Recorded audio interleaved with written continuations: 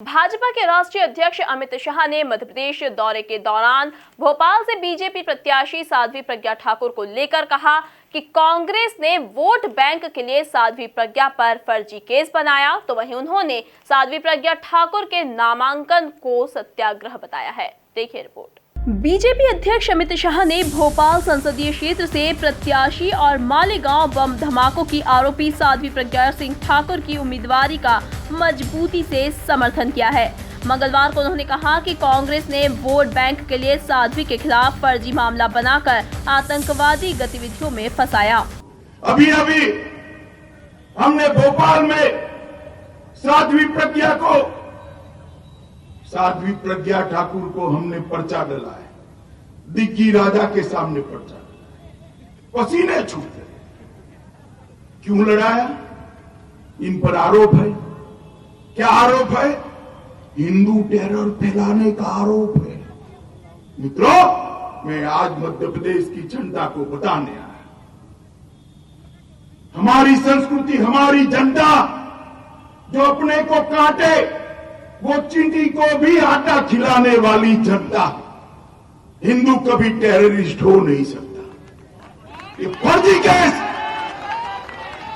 फर्जी केस बनाया है कांग्रेस वालों ने। समझौता एक्सप्रेस के जजमेंट के अंदर, मक्का मस्जिद के जजमेंट के अंदर स्पष्ट हो चुका है, ऐसी कोई मीटिंग नहीं हुई, ऐसा कोई षड्यंत्र नहीं था। मैं आज पूछना चाहता हूं दिग्गी राजा को। चुनावी सभा को संबोधित करते हुए कांग्रेस और दिग्विजय सिंह पर निशाना साधते हुए शाह ने कहा कि वे कहते हैं कि साध्वी प्रज्ञा ठाकुर को क्यों जिताओ। पूरी दुनिया में आपने देश की संस्कृति को बदनाम किया। जिस हिंदू संस्कृति ने कभी देश के बाहर किसी का नुकसान नहीं किया, उसको आपने आतंकवादी बताया। इसके सामने साध्वी प्रज्ञा ठाकुर का नॉमिनेशन हमारा सत्याग्रह है। और वो कहते हैं साध्वी प्रज्ञा ठाकुर को क्यों लिखाया? पूरी दुनिया में आपने देश की संस्कृति को बदनाम कर दिया। जो हिंदू जाति, जो हिंदू संस्कृति कभी देश के बाहर किसी का नुकसान नहीं किया, उसको आपने आतंकवादी बताया।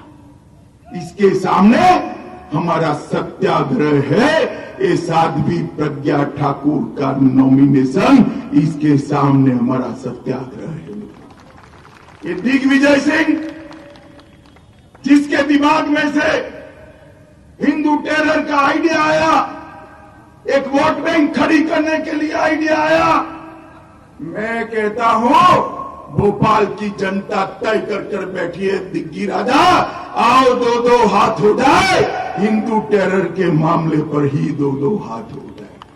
मित्रों, मध्य प्रदेश की जनता को ये फैसले करें।